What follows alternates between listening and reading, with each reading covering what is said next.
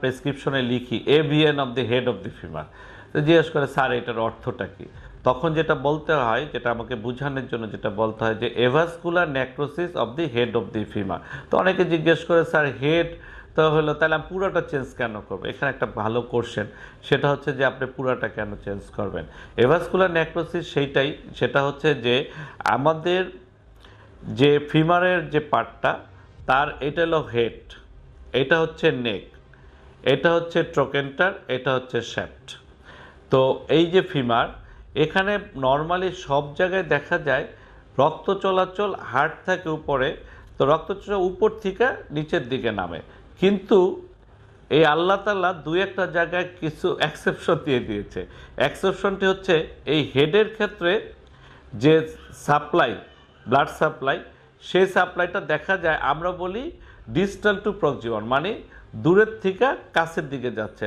Normally নিয়ম ছিল কিন্তু রক্ত চলাচল আমার কাছের থেকে দূরে যাবে, কিন্তু এইটার ক্ষেত্রে উল্টা, সেটা হচ্ছে যে এইটা রক্ত চলাচল এই দূরের থেকে সামনের দিকে যায়, মানে ডিস্টাল থেকে প্রক্সিমালের দিকে যায়।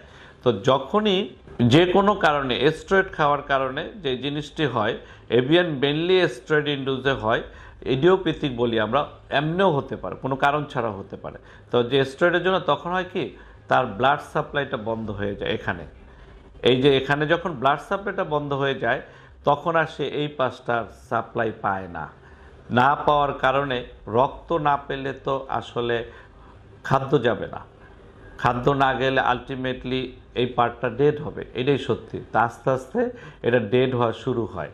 এটাই একটু আগে আমি যেটা বলেছিলাম, স্টেজ থাকে, এটা স্টেজ আমরা ফাইকেরেন আলেট বলি, 4টা স্টেজ। এছাড়া আমাদের শিমুজো স্টেজ, এগুলো আলাদা কথা, ডাক্তারি ভাষা, কিন্তু আমি অন্য ভাষায় যদি বলতে বলি যে স্টেজগুলোতে, তখন আস্তে আস্তে এই স্টেজগুলো পার হলে একটা পর্যায়ে এই কার্টিলেজ ডিস্ট্রাকশন হয়ে আলটিমেটলি এখানে যে বোনসগুলো, সেগুলো মাইক্রোফ্র্যাকচার বলি, ভেঙে কলাপস হয়ে যায়। কলাপস হয়ে গেলে জোড়াটাই নষ্ট হয়ে যায়, তখনই রিপ্লেস করতে হয়।